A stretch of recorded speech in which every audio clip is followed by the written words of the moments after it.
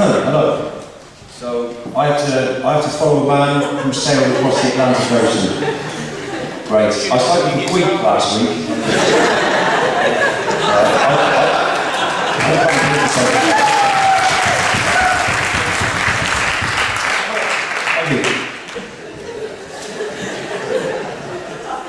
Right, so yeah, as you can see from the slide, my name is Steve Downing, and you came up and saw my stand in the restaurant where I explained the project I've been working on for the last 6 months. These are the characters that I knocked up just to give the presentation a bit of accessibility. It's a bit of fun. And on the left here, you've got these are some species that are native to the shores of the West Country, so like hermit crab. And there's a sea squirt there, and these guys are actually representative of real species on the right. These are like the bad guys of the piece as we sort of go on into it.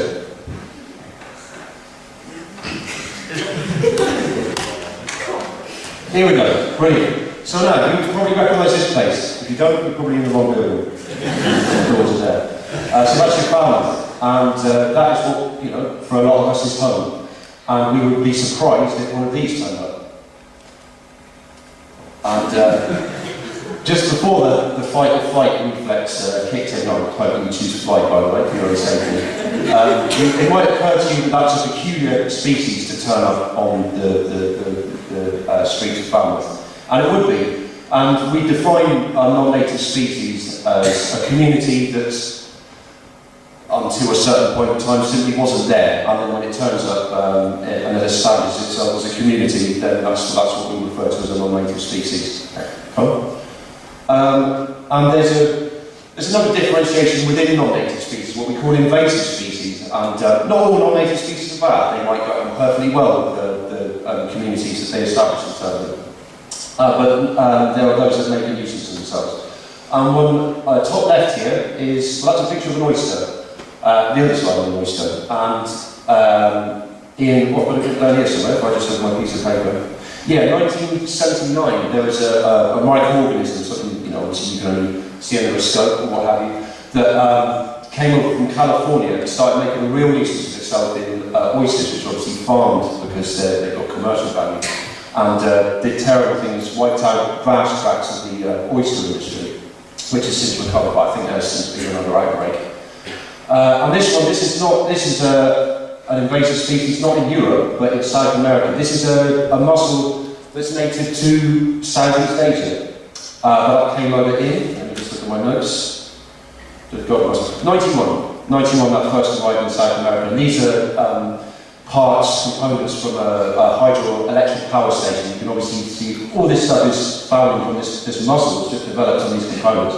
And of course, this wreaks terrible havoc in countries that rely on this sort of technology. So obviously, invasive species particularly can be a very serious problem.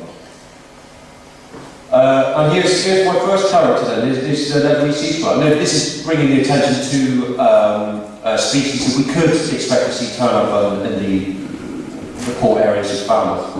The leathery sea squirt. This is this is an interesting one. Not this particular sea squirt, but the sea squirts in general was represented quite a lot on the equipment I used during the survey. And we are more closely related to, not this is a cartoon, we're more closely related to this thing than we are to octopus or squid, which is quite interesting when you actually see these things. I think it's in the next slide. And it looks like this. That's obviously a photo of it there. And the two cycles where this thing settles wherever it lives. It literally anchors onto the substrate, whatever harbour pilings or whatever, and spends its entire adult life there. And the two cycles on the top are where it pumps seawater in and out and sort of gets its nutrients through filter feeding. The point I was trying to make is, and it's remarkable to think that we've got more in common with this than we have with the octopus. It's just one of those things. So next one, please. This guy is kind of cool. This is a skeleton shrimp, because my project is looking at things that settle and anchor onto, the substrate and what have you. I can look at this, but this guy is pretty cool, and he looks properly evil, and that's a cartoon. This is what he really looks like. So there, I mean, he is a bit of a beast. A small beast, admittedly, because even the male only gets up to like 5 centimetres long, but you know, you can imagine if you're on that scale, that would be pretty scary. And, so yeah, the maps, and you saw a few of these maps on my stand out there. These are taken from the Marlin website, and the red blobs show the established distribution patterns, and there's a few. In fact, I did find a few, although they weren't included in my results. Vectors. This is what we're talking about. This is how species get from their native environment to places where they're not native. And the two biggest ones are on the holes of shipping. There, that's bottom left. That represents the ship holes. And on the right there, you've got ballast water being discharged from ships, and ballast water, I imagine most people in here know what ballast water is for, but it's for when cargo ships empty of cargo, they're too buoyant and they run a risk of capsizing, and so they take on ballast water just to give themselves some weight and bring them down in the water column. But, so, when a ship gets into a port when it needs to take on cargo, it pumps all this water out, and if it's got larvae, eggs, whatever, of species that should be there. That's one of the means by which they get established.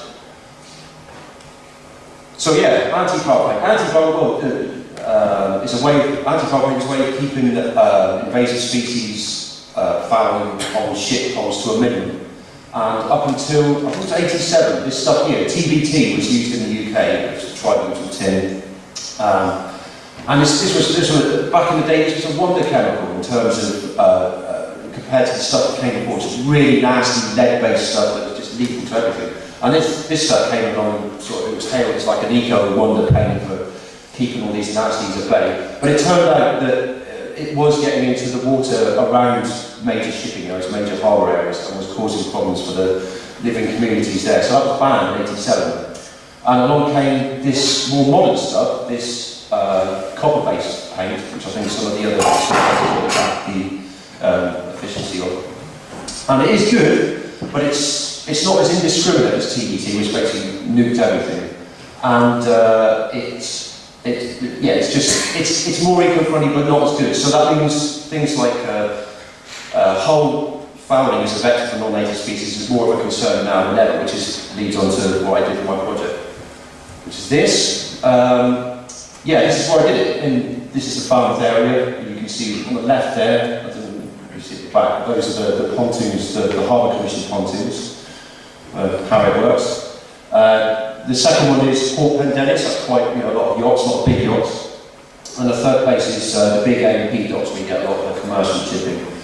And each of these sites, I'll put one of these sets down, that's about 1.30 metre, that whole length there. And there's sort of these polypropylene sheets.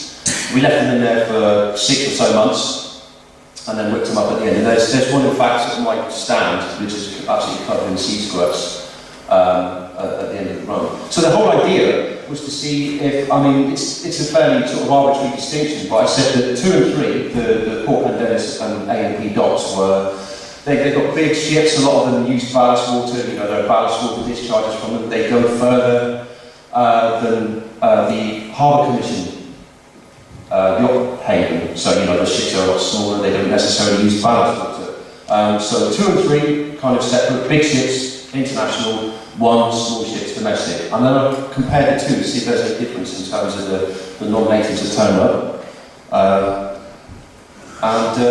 So here we go. And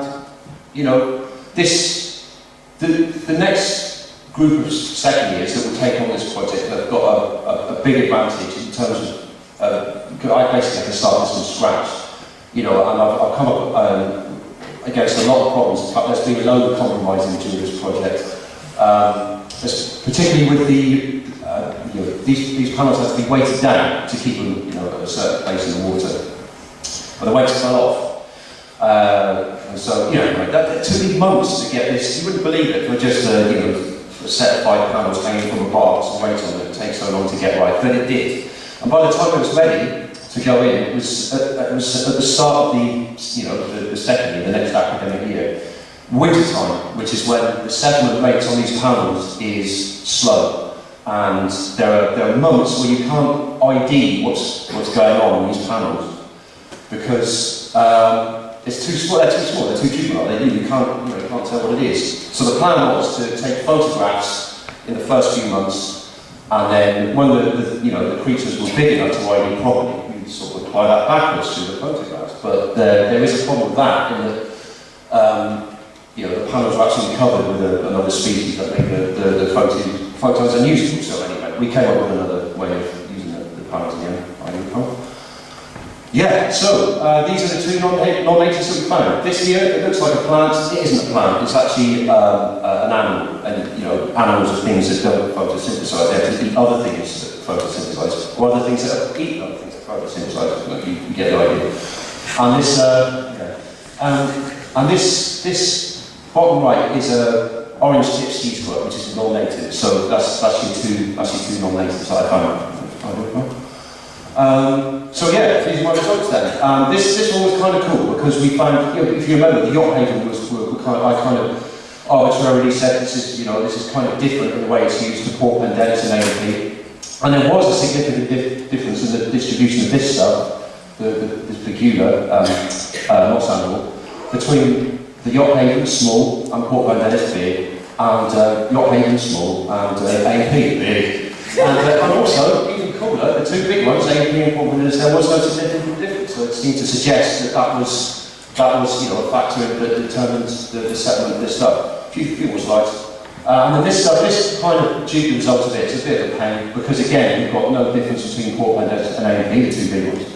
And again, yacht haven and port pendennis, small and big, there is a significant difference. But sadly, the yacht haven and A&P, there was no significant difference there. So that I can't really use that to sort of say yes, there is a truth in the hypothesis that there is a difference depending on how the harbour types are used. So yeah, last slide. You've all done very well, thank you. So as I'm handing over this project to the next year, Alex has very kindly taken it on. If I was to do anything again, this compass represents the fact that I would like to make sure that the panels were all aligned in the right way, in the same way, regardless of where they were, so that you've got the same amount of sunlight a day, the same amount of shade, all that sort of thing, just in case that influences what settles on them.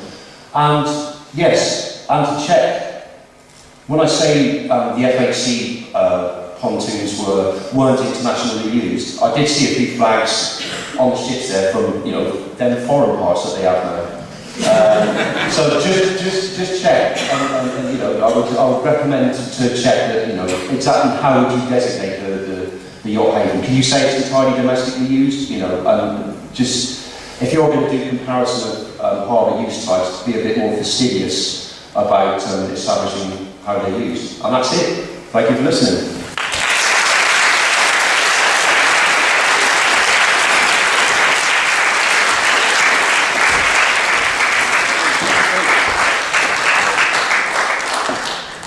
While you're up there, has anyone got any questions for Steve?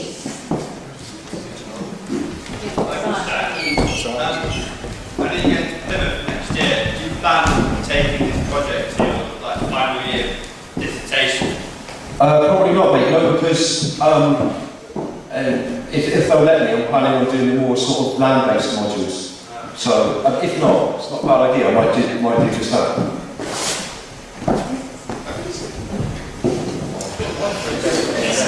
Thanks, Tom. How did you choose the substrate you were using to grow the species on? Did that make any difference? Did you have to go through a large selection process? I should have included that in the talk. It was long enough given the subject matter, but I should have. No, it was. Do you know the Marine Biological Association of Plymouth?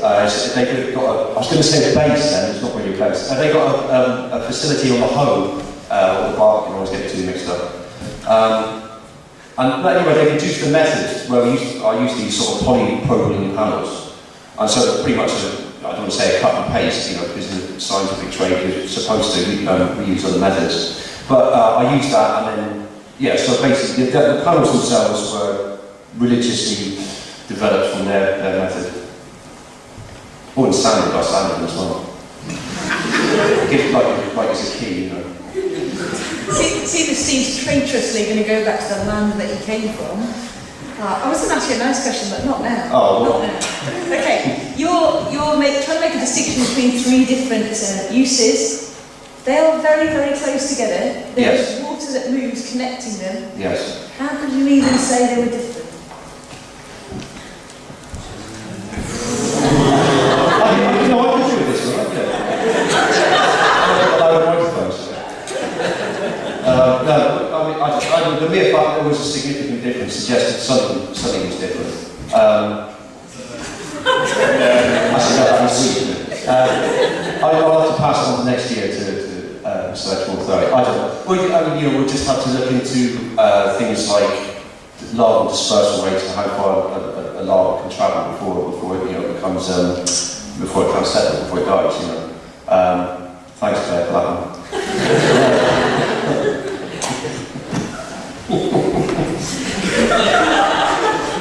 Steve. Oh no. Yeah. Hi, good afternoon. Very nice. Could you consider salinity levels or tidal flow rates in different areas? Yes. No, but we did water quality. We did take water quality, and salinity didn't fluctuate that much. It was roughly what you expect for those sort of estuarine conditions. Actually, no, the salinity results were quite reliable, because we used the same gear for every time we used this refractometer, which is a nice piece of kit. Some of the other water quality stuff we took wasn't reliable, so I didn't really include the water quality results in this, just that we did eliminate salinity as a varying factor. Hey Steve, you said that we've got quite a fair bit in common with the leathery sea squirt, right? We all have, Mike, not just me.